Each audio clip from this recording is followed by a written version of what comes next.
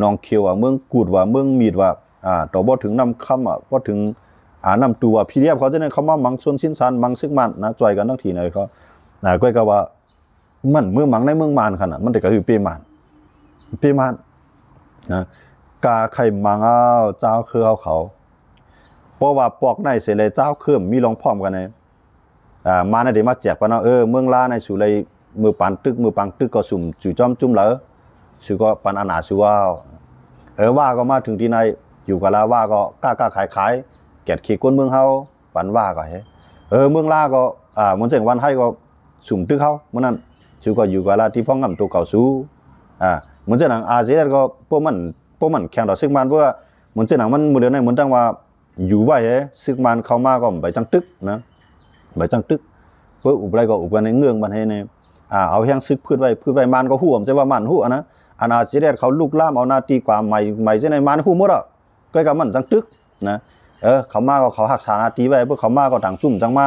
อยู่ไว้เมื่อเดี๋ยวเขามีเฮียเอาขึ้นเมื่ออยู่ขึ้นเมื่อเขาตึกเขาเต็มตีมันเนี่ยมันใจลักลั่นนะแกนะจงว่าวันให้เกาหลีลอยใต้เลี้ยงเกาหลีว่าเกาหลีนะว่าได้เขายังปอว่านะว่าได้ของ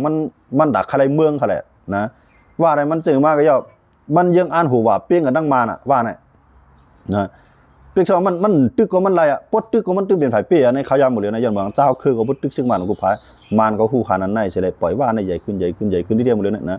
ว่าเนี่ยเก็บซึกรำเอาลูกอ่อนตั้งแต่อายุ8 ขวบตรงนั้นนะต่อถึงอายุ8 ขวบต่อว่าถึง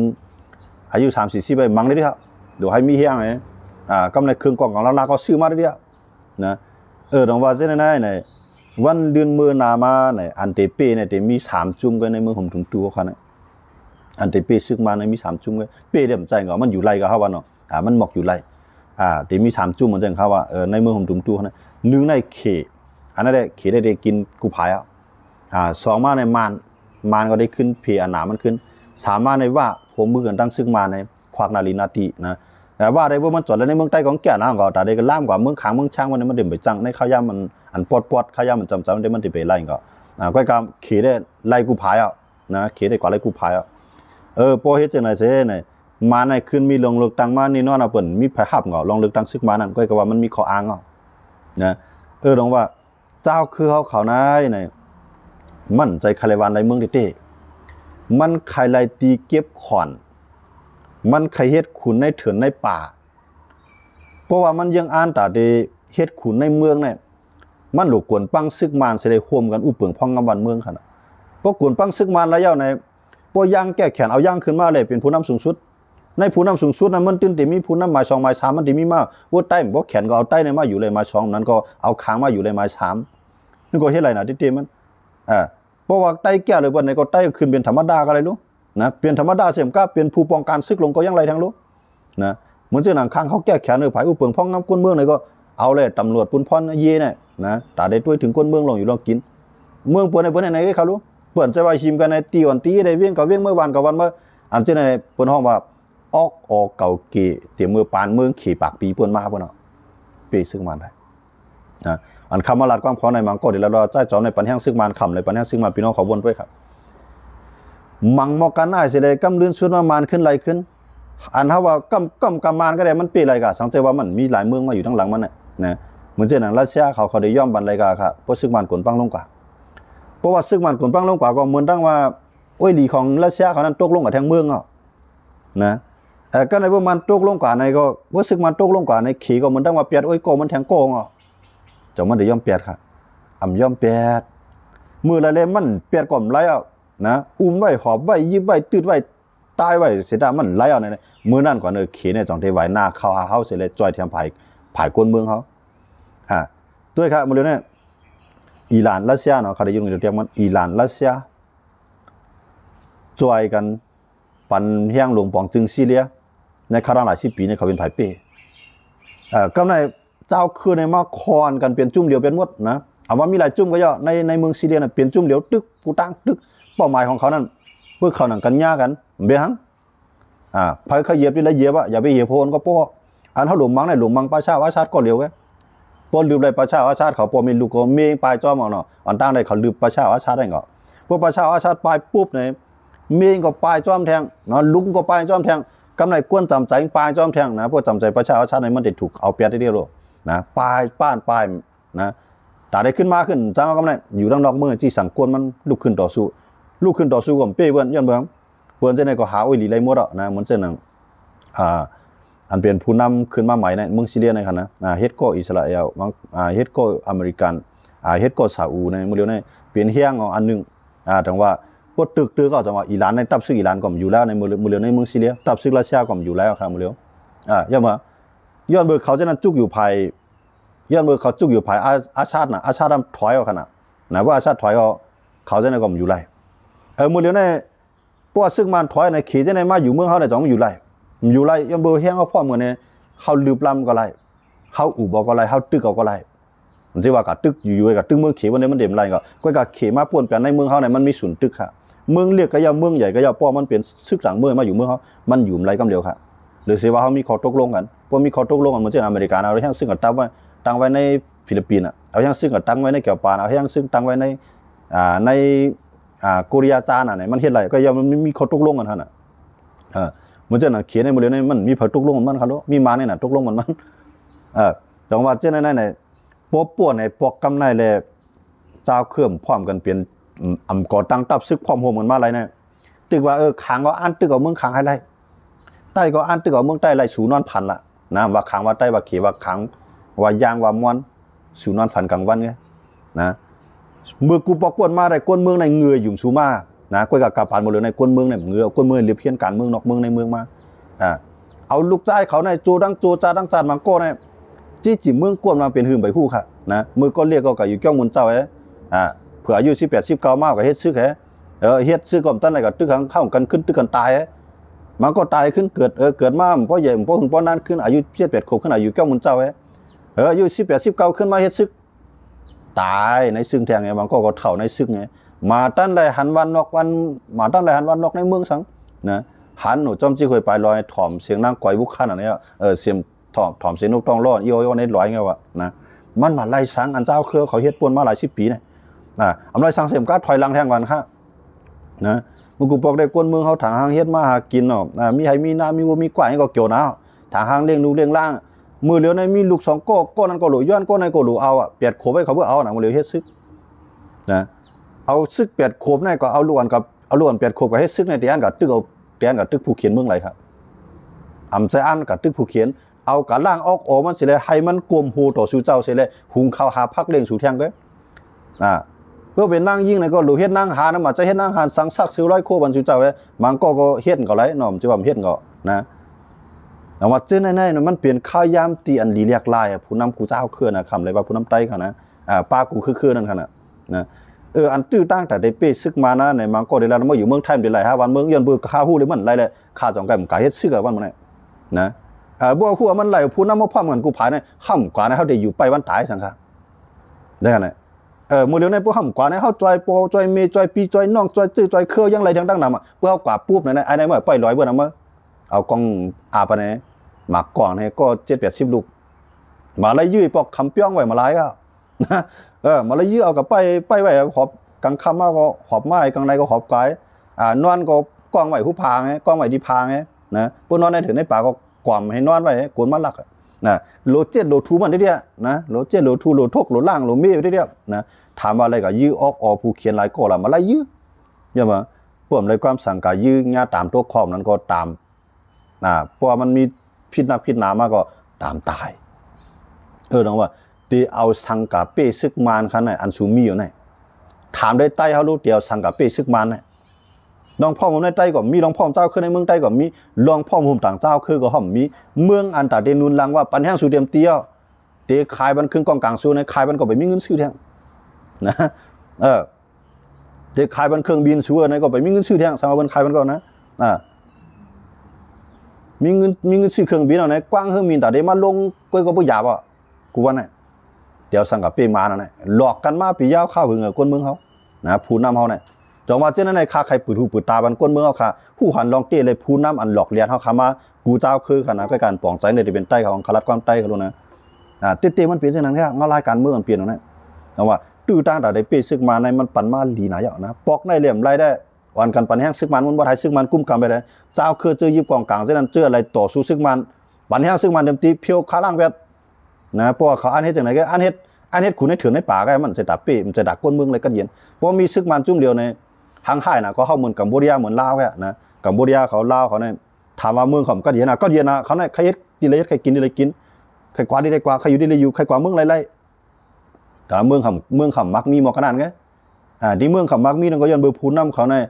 อำแขนด้านการค้าขายอำแขนการอุปเปิงพ้องงำปกป้องเอาอันน่ะเป็นใหญ่เลยก้นเมืองอยู่ภายใต้นี่แหละเมืองเขาขึ้นใหญ่ก็ถามว่าเมืองขึ้นใหญ่ก็บ่ก้นเมืองมีดังคัดใจ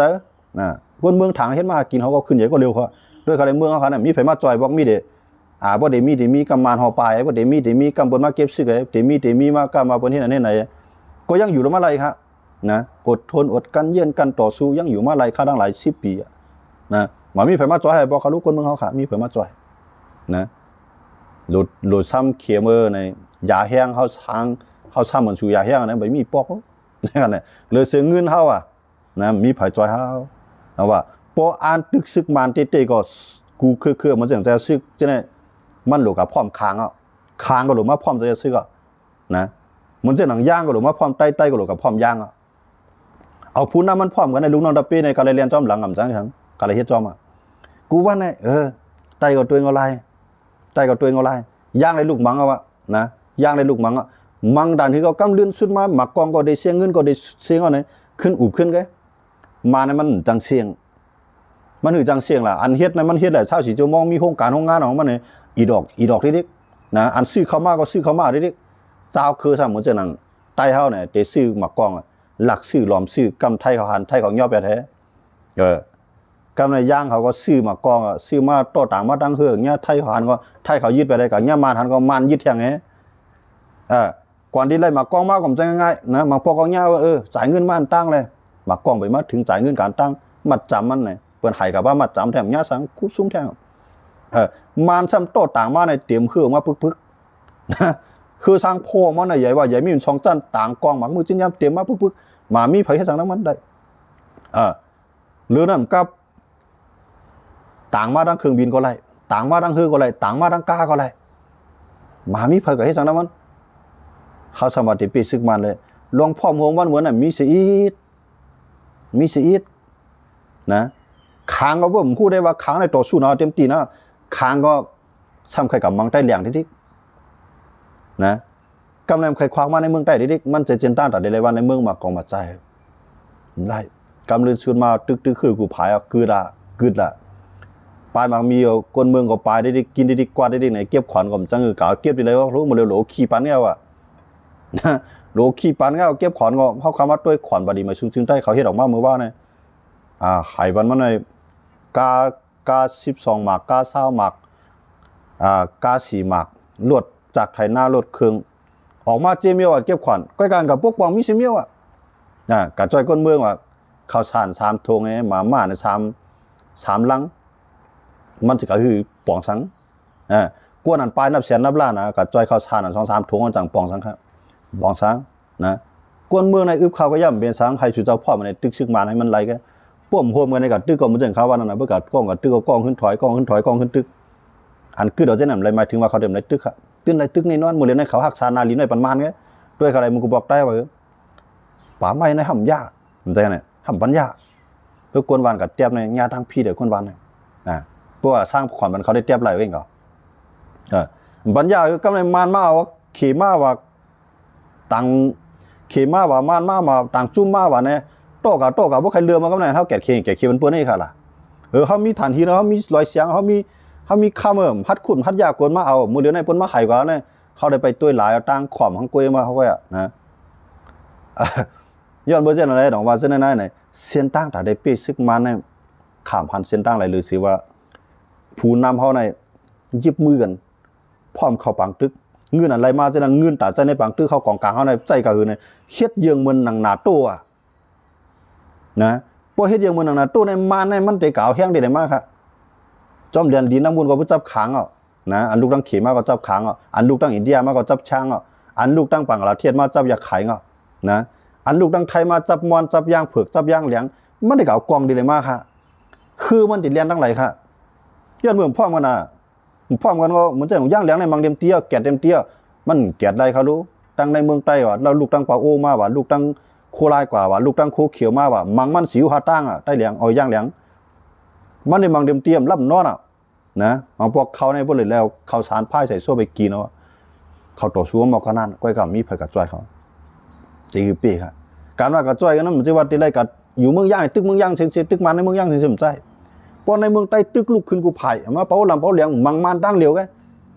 มันได้กับมีขายามหุงข้าวกินดีเลยค่ะเครื่องวินมันได้กับโล่งอะไรดีเลยค่ะนะเพื่อนเดียวว่าลาเตงาเฮ็ดได้ยาบ่ก็สุ่มเฮ็ดอ่ะมันยาบ่สุ่มเฮ็ดน่ะนะก้นอ่อนโหสูเนี่ยถึงปากคาแล้วเนี่ยปอสูก้นหมอก30 ก้อนมาพร้อมกันเนี่ยกินข้าวลีกินพักวันอยู่ในห้องกัดเย็นเนี่ยสั่งการให้ลูกน้องตะเป้สูเนี่ยตายแตนสู่ต่อสู่แตนต่างสู่ก้นเมืองเตเกิดลูกเกิดหลานปันสู่กับเหตุการณ์อ่ะเธออยู่แล้วสู่อยู่ในห้องห้องก้นของกัดมีลูกน้องตะเป้หอบหน้าหอบหลังอยู่ใต้ดินในปองการก็เลยเฮ็ดขุดอุโมงค์ให้ไปวางไว้ทั้งสู่อันสู่ลูเฮ็ดในสู่ลูมาควันออกกันในเหตุการณ์แกก็มาเฮ็ดสู่มาเป้มันก้นเมืองเงยอยู่สู่มาปียาวข้าวหึงเจ้าคือจังเนี่ยนะก้นอันหัวเจ้าคือเขาจังเนี่ยต่อเทือนมาได้10 เงือแท้ในก้นเมืองเขาเนี่ยเงยย้อนเบอร์ไผเงยย้อนเบอร์ว่าเพียนลินเก่าวานเมืองเก่าเปิ้นเอาป่ามาให้กับกะเหือตาซุ่มบีต้วยนะตั้งเพื่อข้อมือขี่ลักก่อนในตุ่มตุ่มลงได้ขี่มาลักไต้ก็ลักปันขี่เฮาเกียดขี่แผ่นดินวานเมืองเฮานำเฮามีใหญ่มีหลวงในเปื้อนเตียงเฮ็ดไผผ้าเบิ่นกว่าเกียดขี่มีนำเฮาก็เกียดขี่อะไรดีเลยเกียดขี้ห้วยลอยเสียงเขามีตีไรบนคู่ดอกก้านะฐานหินเขามีตีไรบนเอากว่าแก่เขามีตีไรกว่าเพื่อขี่เขาในพังตอกแก่เดี๋ยวเมืองอยากไข่ลัดผ่านเมืองใต้มีไผ่สังดังมันมามีไผ่เฮ็ดสังดังมันเขาวันมันเนี่ยอย่าเมืองค่ะหลอกสู้หลอกตัวเก่าเสียมกล้าสู้มาหลอกป้าก้นเมืองเงือจ้อมสู่แทงนะผู้นำขางผู้นำไตช้างยางวันอยากไข่ผู้นำจะไหนเอาว่านเอาเมืองในสุ่มพร้อมกันสู่เอาแห้งที่ไรกรีกาตัวบนสู่เดียวเอาก้นเมืองสู่ในเฮ็ดซึกเฮ็ดไข่ทิมใส่หมากหินอยู่ที่ข้าผู้นำเจ้าคือเขากูคือก้นเมืองในเกิดลูกในช้างจือเมียวในพวงลูกหวานในพวกใครสู้เราอะเกิดบันสู้ปาน10 ปานเนี่ยเอากะอยู่เนี่ยเอากะ1 ก้อนเนี่ยมันจะว่าสู้กับอยู่6 ปี 7 ปี8 ปีมันก็อยู่เป็น50 ปีมันก็เท่าในซึกมันก็คิววางในซึกเรียกลายสั่งมาไปอยู่ในห้วยในลอยไปอยู่ในห้วยในลอยถอมเสียงนกเสียงนูกับวันเขาคักเพื่อว่ามีขยำตันกับปันมือเลยก็ติมาถอมเขาหลาพ่องกับมันก็นะที่ในเขาเอาวันเอาเมืองเนี่ยมันใจไล่มันอยู่นะคาใครขางช่างยางมอนที่ไหนป่องความใต้คาใครเขาถอมได้ดีนี่สั่งว่ามีพี่น้องขอนมรัดกว่ามานั่นออกมาลัดแขนนั่นเขาลัดกว่ามันคาลัดอะไรก็เขาว่าลัดกันเมืองขำลัดแขนอะไรนะวันกันก้นหลวงเชื่อชื่อว่าเอาวันเอาเมืองเอาวันก็มาอยากไข่เอาเมืองอยากไข่ขางเอาเมืองขางใต้เอาเมืองใต้ใจได้นะก้นเมืองเขาตัวหนังเป็นเทวดาก่อนก้นเมืองเขาก็อยู่นึกคืนอีกป่านมันเหมือนเพื่อดังยังได้ถามว่าเป็นมาไรห้ามเป็นมาไรสู้ที่กองกายเอาเนี่ยก็มันมันไงมันไรนะไอเตือนตาในเมื่อทำให้สังไรล่ะกูวันไหนจ่องก็ย้อนกินข้าวมั้งจ่องก็เอาลูกเมื่อมาใจนะจ่องก็เอาเมื่อปลายจ่องเมื่อไรปลายย้อนเบิกเขาจ่องนั่นแหละเมื่อให้สั่งบันไรล่ะเขาถามมาดูว่านั้นปืดหูปืดตาบันเจอคือเขาในเมื่อเฮ็ดหลายๆปอกนะเมื่อเฮ็ดอะไรก็คือใต้เขาเดี๋ยวเลยห้าพูดลองตีมันนั่นเมื่อซ้ำคัดใจอะไรก็คือล่ะว่าเมื่อเฮ็ดสั่งไรล่ะวันนั้นก่อมเฮ็ดสั่งไรในผมตุ้มตื้อย้อนเบิกเขาผมซุ่มสั่งย้อนเบิกเขาเงินมูเงินเป้ผมซุ่มย้อนเบิกเขากวนก็2 ก้อมในปลาย้อนเบิกเขานะเย้าก้อมในตายย้อนเบิกเขากันในลานเมื่อดีง่ายๆมันเฮ็ดสั่งปันไรมาในการเมืองในเมื่อได้ย้อนชั่วไว้ฮะเมื่อได้เวียกกองมีเหลียวไว้ฮะเมื่อวีหูวีตาเมื่อตัววานเมืองเบือนเปลี่ยนจังหือการเมืองอันว่าในกวนตึกส่วนหรือมีนะว่าภายปาตีมาภายตับซึกมันหลุมมีมได้เนี่ยเขาเป็นก้นเมืองเขามีศูนย์ท่าสร้างเขามีศูนย์ลาดเปิ้นเก็บขอนมามีศูนย์เขาอะไรจ่ายในปันในย้อนตอบปันอีกหนึ่งอันว่าไม่ให้สั่งรายล้านมานั่นเลยพวกไม่เฮ็ดอะไรผิดหนึ่งของเก่าเนี่ยก็ได้จ่ายมันเงินเดือนเมื่อก่อนนะ อย่าไปว่าก็มาอยู่ในซึกก็เฮ็ดแต่บ้านแต่เมืองเอาปมีเมื่อนั้นจอยเมื่อก็คือเกิดเมื่อเลี้ยงเขาเมื่อใหญ่ไม้ปันเมื่อกว่าจอยเมื่อกว่าแทงก็คือเมื่อสัมปะเลยเมื่อตัวปมีเมื่อสังเมื่ออยู่ในซึกก็ปมีเมื่อกว่าในบุรุษสักคนเต้าเมื่อไปเลยหันก่อนเลยว่าปมีเมื่อตุกขาดอันหือนะสังว่าเมื่อตุเปลี่ยนซึกก็รัดป้าตามเมื่อนะพวกมันเปลี่ยนซึกก็เมื่อพวกมันเปลี่ยนซึกก็เมื่อเดี่ยมบ้วนก็ความเขาเนี่ยนะยิ่งยาวมาเมื่อเดี่ยมเฮ็ดสังเสมียวเป็นก้นกลางหลายนั่นนะหลาดในเมื่อเหรออันนั้นเมื่อเฮ็ดสังหลายหลานว่านั่นนะตอบกันมาอีกนึงในพี่น้องขออ่อนกันบ้วนด้วยครับนะการจื้อคือการวันเมืองอันว่าเนี่ยข้าอยู่ให้ในก้นหัวปากหัวเฮงหัวหมื่นมาในหันคาเนี่ยเพราะว่าข้าเฮ็ดซึ่งในข้าไปลูกนั้นลูกผู้เขียนขึ้นมาก็มีแผลหันคาไผก็ฮู้ว่าข้าไปในลูกนั้นกับไปกิ้วนั้นกดนั้นมีแผลหันกวยกามือเหลือในขาลาดในควรหันมันมีดังนำนะมีเป็นหมื่นเป็นแสนบ่น่ะ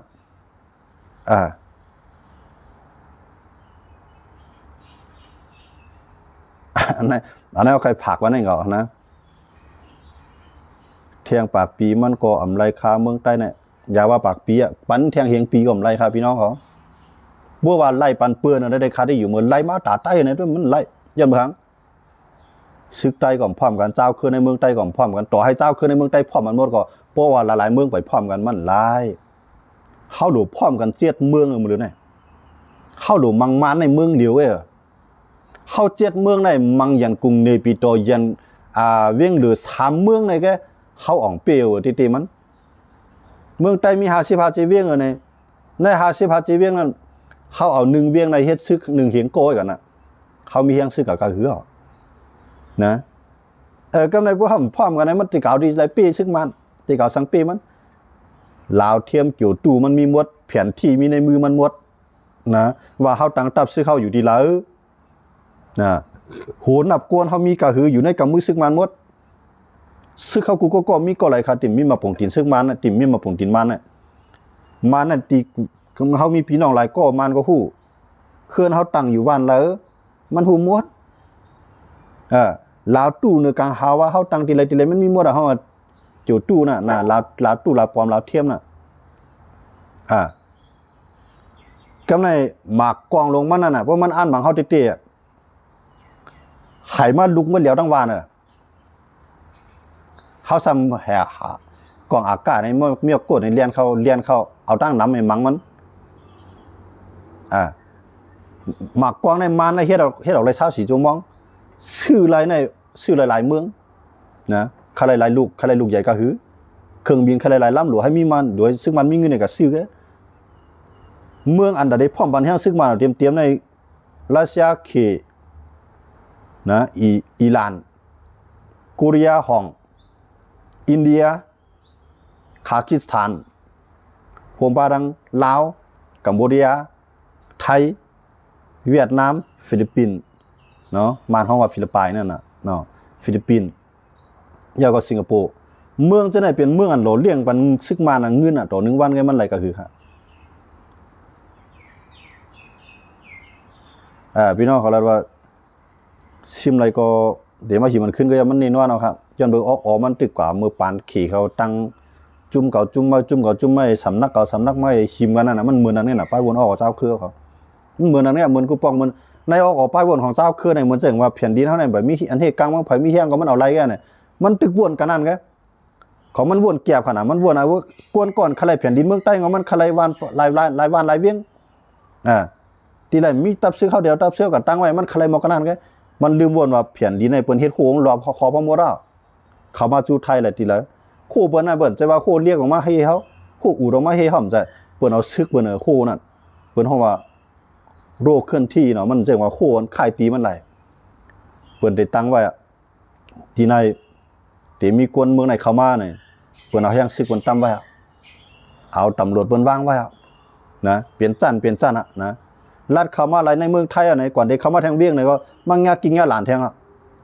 เปิ้นเฮ็ดคู่ครอบเอาหมดเอาไปฮู้ตูแทงนะ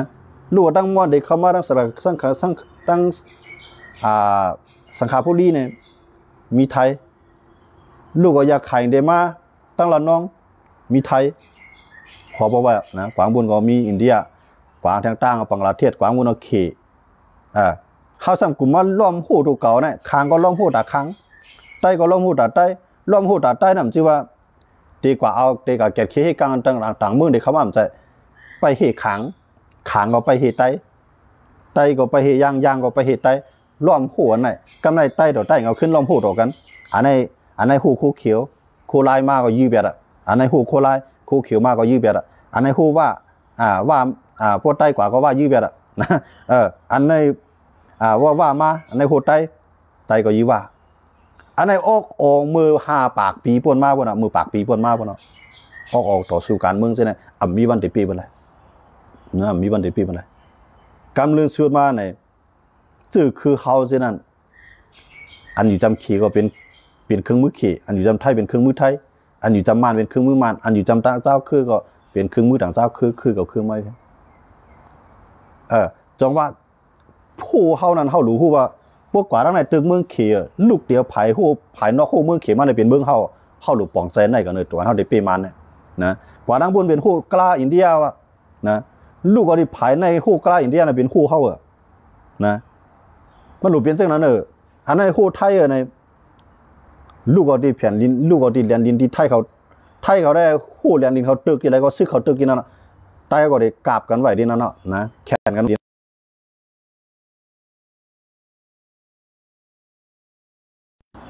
เขาหลุนนะบอกคู่เมืองเขาในนับเดียวเรียนดินไทยในกว่าเข้ากับทั้งในเนี่ยเป็นคู่ของเขานะเขาหลวในคู่มันจีว่ามาแข่งเอาคู่กับคู่เมื่อคือกับคือเมื่ออันในเอากวนเมืองเป็นยื้อนะเอากวนเมืองเป็นยื้อปีซึกมันเลยนะขับปานะจะบังผ้าตายขึ้นมาเกิดขึ้นกับเฮ็ดซึกแทงก็ไปปีได้แทงกันจะซึกก็ตายขึ้นมาเกิดก็ไปปีเลยนะลอกไล่เฮ็ดสร้างการเมืองการซื้อในขย่าหมดเลยนะมันหลอกกวนเมืองเจ้าเก่าตื้อตั้งปานะเขาหลวมาเฮ็ดซึกนำเฮ็ดซึกนำก็กวนเลี้ยงเขาก็หลวมีนำไงก้อยกับกวนเลี้ยงเขาทำปลายได้เดียววันมันนะเขามีกองนำกองอาบนำก็เมื่อยิบกองอะไรต่อกองเมื่อโบหอบนะกองอันสุดเจ้ายิบนั่นแต่มือปานคุณสาตายกว่าไอ้บ่ได้ขึ้นมาเกิดขึ้นนั้นก็เกิดเอากันนะมันมาไล่นะเจ้ากันเจิ้งเขาจะไหนเขาเจ้าตายไว้ขึ้นมาเกิดได้หมดเลยเขาเบื่อขึ้นเป็นเจ้าซื้อของขึ้นน้ำหูนะตายกับเป็นชาปีปลายมังโก้เนี่ยขึ้นกับไปย่าไหมมังโก้ขึ้นมาตึกกันตายจะไหนก็เป็นไรนะตรงว่าอันเท่าขาแขหันตีในอยากไข่ก็มันตึกแขนเขาย่อมพับคางก็ตึกแขนเขาย่อมพับไตก็พวกมังจุ่มดอกจุ่มเขาหยุ่มยำมาไตก็แขนก็กับมันแขนไปแขนมันเลยแขนไปแขนมันไงหนึ่งเขาแขนแต่หนึ่งก็เขาก้นเมืองเขาทุกขาดหน้านะเขามีซึกนำก็ก้นเมืองทุกขาดนำไงอย่างเบื้องพวกซึกเขานำเขาหลุดเลย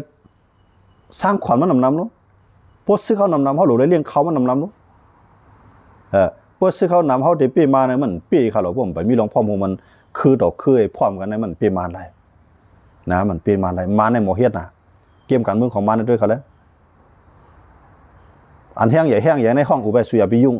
จูใกล้ๆใครสังเข้าปันมั่วนะว่าในการกล้าการขายของว่าในตั้งแต่คุดค้ำคุดฐานยินหาเลธาตุ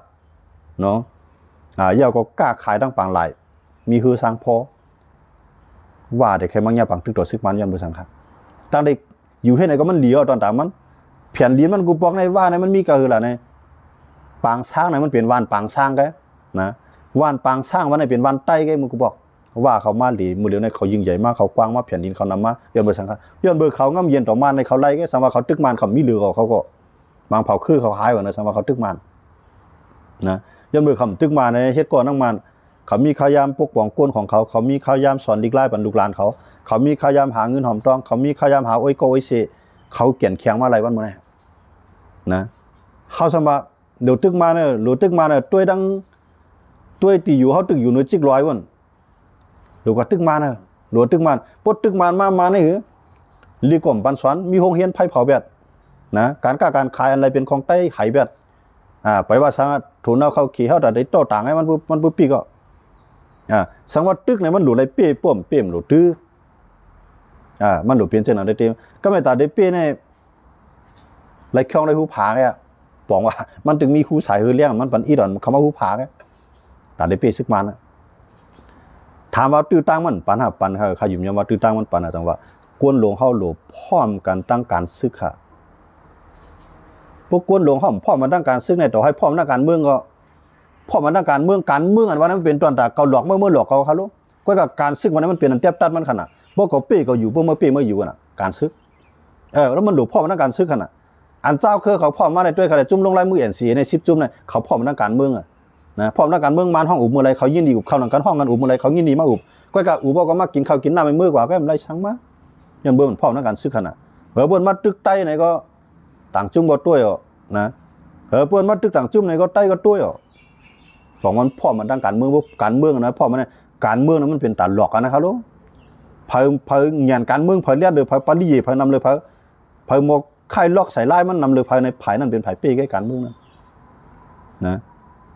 ก็กับการซึ่งนั้นเป็นอันเทียบตัดค่ะเขาตีให้ได้วันเมืองเขาขึ้นใหญ่